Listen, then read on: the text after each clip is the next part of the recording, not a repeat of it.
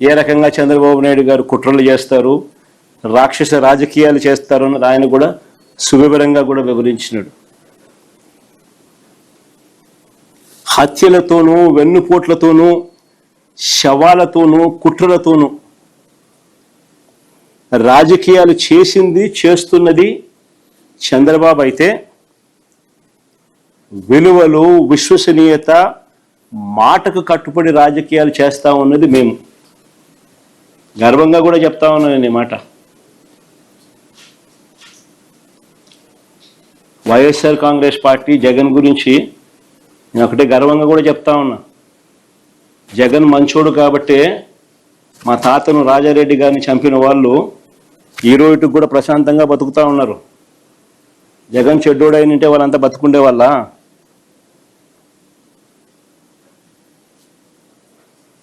మా తాతగారిని దారుణంగా నరికి చంపిన వాళ్ళంతా ఈరోజు ప్రశాంతంగా ఇప్పటికీ ఉన్నారు.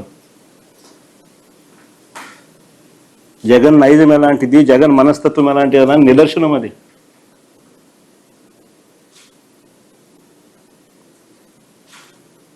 వారికి ఎప్పటికీ ఏమీ కాదు. ఎందుకనంటే మాకు నేర్పించింది, రాజకీయాలు ఎలా చేయాలని మాకు నాన్న నేర్పించింది హత్యలు చేయమని కాదు, చంద్రబాబు నాయుడు గారి మాదిరి ప్రజలకు మంచి చేసి మంచి పేరు తెచ్చుకొని రాజకీయాలు చేయాలని. అది చంద్రబాబుకు మాకు ఉన్న డిఫరెన్స్. రాజకీయాల్లో ఎవరికి కుట్రలు అవసరమో, ఎవరికి కుట్రలు, గొడ్డళ్ళు, గుణపాలు అవసరమో ప్రజలకు బాగా తెలుసు.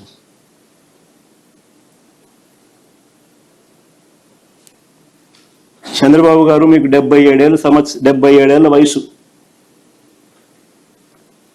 బహుశా మీకు ఇది లాస్ట్ ఎలక్షన్ ఏమో. 77 ఏళ్ళ వయసు, ఎలక్షన్లు వచ్చేసరికి 80 ఏళ్ళు.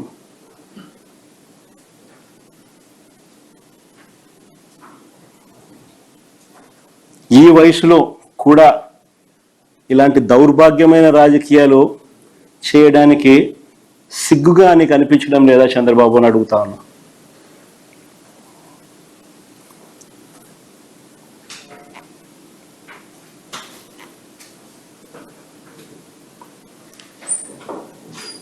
చంద్రబాబు నాయుడు గారి హయాంలో ఈ 2 ఏళ్లలోనే వైసీపీ కార్యకర్తలను ఏ మాదిరిగా దారుణంగా చంపిన ఘటనలు ఎలా ఉన్నాయో ఒకసారి గమనించండి.